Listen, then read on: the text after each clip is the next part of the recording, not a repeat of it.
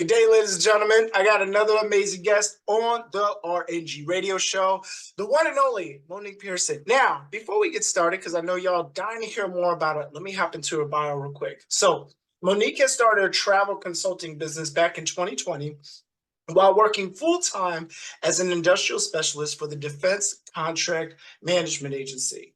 She is author of Take That Trip Girl, the ultimate bucket list journal, which is the perfect tool to aid women in developing their travel plans, which we're going to deep dive further here on this show today.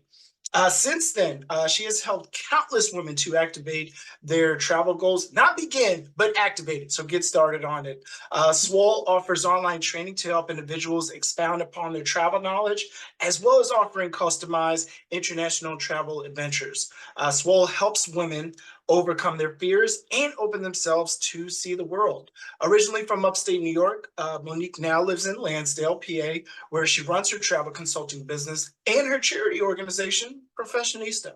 Professionista partnered with RHD Fasst Connections to provide professional attire for the community clothing closet. Monique is an Army veteran who had served 8.5 years as an ammunition specialist. She has taken her 20 plus years, that's 20 years, y'all, of travel experience living abroad in 5 countries and traveling solo to over 20 countries and compiled these lessons into a comprehensive 5-week course, which we might get a slight preview of it. I got to figure out the right question to ask, titled, I Believe I Can Fly. She is looking forward to helping as many women as possible to accomplish their travel goals. And ladies and gentlemen, I got her on the RNG radio show. Monique, welcome. Thank you again so much. How are you doing today? Oh, wonderful, Daniel. Thank you so much for having me. Excited to be here. How are you today? I'm doing well. I'm doing well. So we got to talk about this travel agency business. Tell me, what got you started? And there's, of course, I think Liberty Agency is still around. There's, of course, these other travel agencies, but what got you passionate about wanting to do this? And more importantly, why are you looking to motivate and help women? Well, I would say I am one who was blessed to have known what my interest and passion and purpose was since I was 10 years old. I knew I wanted to travel and I wanted to see the world. Even though I'd never been on a plane, that innate desire has always been there since 10. So I joined the Army straight out of high school. That was my first time on a plane, my first time leaving the country, and it was everything what I thought it was at 10. So that is what initially got me started. The military, traveling all over. And then after I got out, I just continued. But it wasn't until the start of the pandemic that I realized that I was not fulfilled with just working my career with the government. And I knew that what lit me up and what I was passionate about was travel. And I was like, well, I can take that and make this into a business and make it bigger than beyond me. I know all the benefits that I garner from my travels, as far as increased confidence, exposure, gratitude. I was like, I can share and help other women to be able to get that and more and then some and empower them because I've already walked that walk. I know what that fear is, those apprehensions, because I've been there and be able to share my knowledge. So that is how everything kicked off with SWOLE. Wow, I love it. I love it. And you talk about fears. One thing I want, if you can, just express or even share, what is typically, the fear or myth that you do come across when you are speaking with these women and, advocating for them that they do need to travel? One of the main fears that I hear are safety and language barriers. People, of course, are going to be a bit apprehensive about what they don't know or don't have an area of reference or familiarity to. So those are the main two. Are they going to be safe? And two, how are they going to deal with the language barriers if they're encountered with non-English speakers? So we pretty much deal with those fears. One, as far as giving you a plan to help you feel safe. One of the things that I like to share is registering your trip and all of your excursions, your hotel stay with the State Department. They have a safety program where you can have oversight at all times at someone at the embassy as in regards when you're in country. If there were anything to break out, if there was a safety hazard or uprising or a national disaster, anything of that nature, they will have a means to know that you are in country, and they'll have a means to contact you. So that is what I always share for a safety tip. And then, of course, for language barriers, we have so many apps now. The one that I use frequently is Google Translate. Any country or language you want, you can just switch it quickly to that. Say what you want to say in English, they'll translate it and you can show it to that person. So that is what I use majority of the time that I went to all these countries and I encountered non-English speakers. So my thing is to help placate those fears is to put a plan in place. And when you have a plan and you have a plan of action, I think that makes you feel calmer, that you are going to have a way to overcome anything that may come your way. Wow, no, that's I mess around with Google Translate because I'm learning, or I should say, relearning Spanish as well as French and Italian, and I will use Google Translate if I want to say, a typical sentence or phrase. So that is really good to know because I know that does come across as a fear. It's like, I'm going to be in Paris, France, and my only focus is the Eiffel Tower, but I don't want to come off sounding like an American, but knowing that something like Google Translate is out there and available, to folks for free, mind you, is really, really good.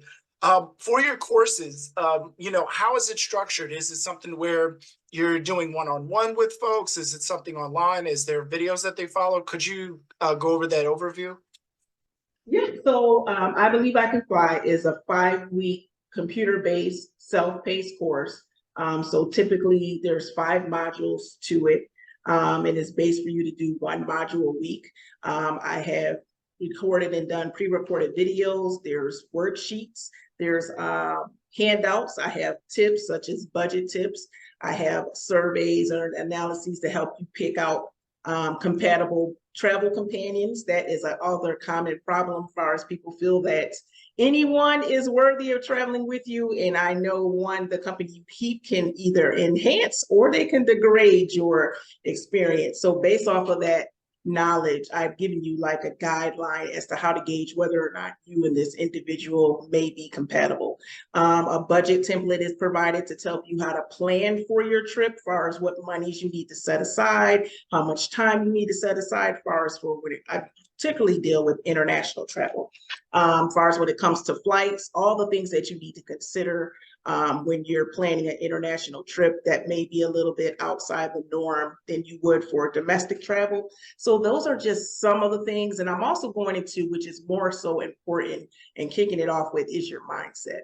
I do a lot of mindset work because until that is at a good place, you're not going to take action. So we start with the groundwork there as far as helping you to identify what fears you may have and how we are able to circumvent those. So that is where it begins. And then we move into the piece regarding what documentation you need in order to file visas. If so, have you passports? What that process looks like from start to finish is like kindergarten to 6th grade for those who do not have any international travel experience.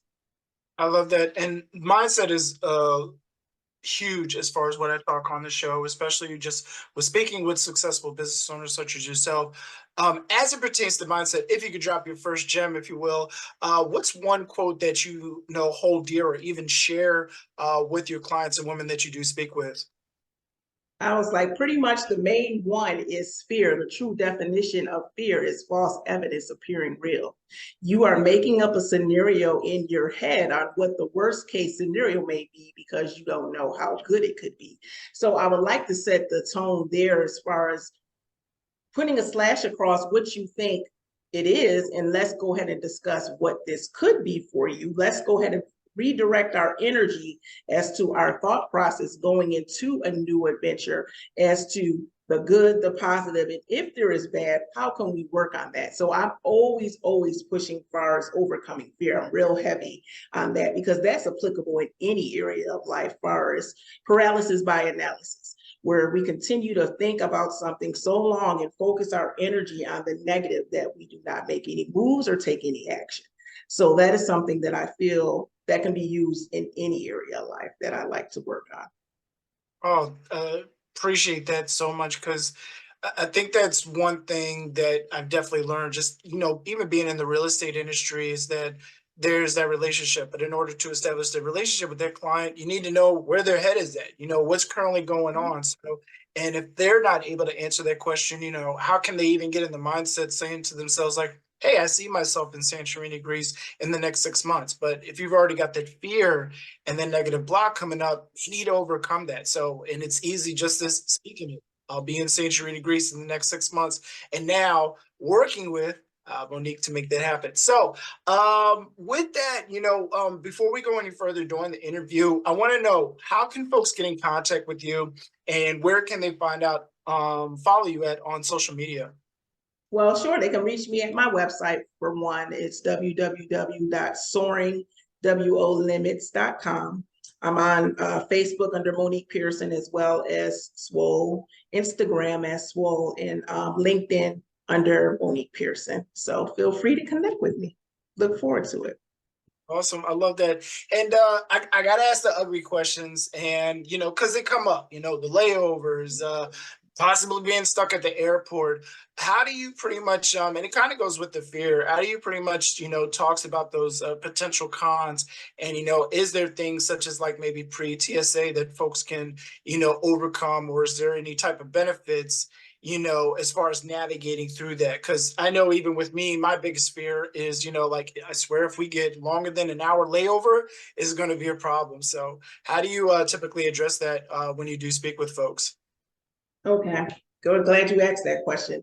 What many may not know is, and I'm speaking international travel, that sometimes that layover could be a blessing that you don't even know. And I say that because there are numerous countries that have a partnership that if you have a layover which constitutes 10 hours or more, that you can actually get, I will say, 2 for 1, 2 for your buck. They offer free tours for you to go out into that respective economy and be able to go out and see it. As far as the airport will give you that transportation. And then some, if you're willing to extend that and do that layover, it's like 72 hours that your flight will not be added on an additional cost. They'll put you up in a hotel as well as offer you a food voucher. These are called transit credits. So there's a whole list of international airlines that participate in this program. So if you're having a layover and you see it's a certain time, which many international flights do, you can go ahead to their website, sign up, get this transit credit, and instead of sitting there being miserable in the airport, you can be actually seeing 2 countries for the price of one. So that is my way. As far as anything, we can flip that and transition it to a positive. You just have to be willing to get that information. I like that. I like that. And listen, I didn't even know about it, and folks, of course, aren't taking the time, or, of course, getting in contact with you. So, thank you for that tip of advice. I want to go back to the author. Or I should say, I had mentioned that you are author of Take That Trip Girl, which is, a guide, if you will, to help folks, help women get started, on that bucket list. Can you talk about, as far as what was your inspiration behind that, and where can folks actually find that book? Okay, so that was inspired by the work that I'm doing with the clients. I was like, I may not be able to touch every person, but I can expand that reach by putting this into a book format, the work that I'm doing with my clients. So we start off again, I'm awesome, asking you those thought-provoking questions to get a guideline as to where you stand mentally, as to why you are continuously pausing or pushing off taking whatever that adventure that you want to take, so that I can give you those thought-provoking questions for you to come up with those answers as to what's stopping you. Next, we're going to move on to the planning part, laying out a 3-year plan as to where you would like to go. Then I'm also offering you the top 10 international locations that were current as of that time, with visual images so that you can do some visual work. You mentioned this briefly as far as seeing it before you see it. So there's certain places within the journal as well where I want you to go ahead and do that visual work. Where's that location? And close your eyes and do that meditative work as how does it feel being there? What are you wearing? What are you seeing? Because I'm very, very intentional that as far as what we plant seeds in our subconscious, we bring into play consciously. Then we're also going to be going in again at the end, and offering you a time to reflect once you start embarking on those travels as to what went well, what can be improved, what you can savor, and then encouraging people to journal and get those thoughts out, and not keeping it aside, and continue to play it forward and share that with others. So that was the motivation behind Take That Trip, Girl. I love that. Thank you so much for that insight on that. Now, another ugly question. We Oh, I'm all, sorry. You can also get it on my website oh, and yes, for yes, yes. the most important T, I forgot how to get Tips flow. it. So, is there any specific space on the website, or they could just pretty much? Yes, you can go under shop.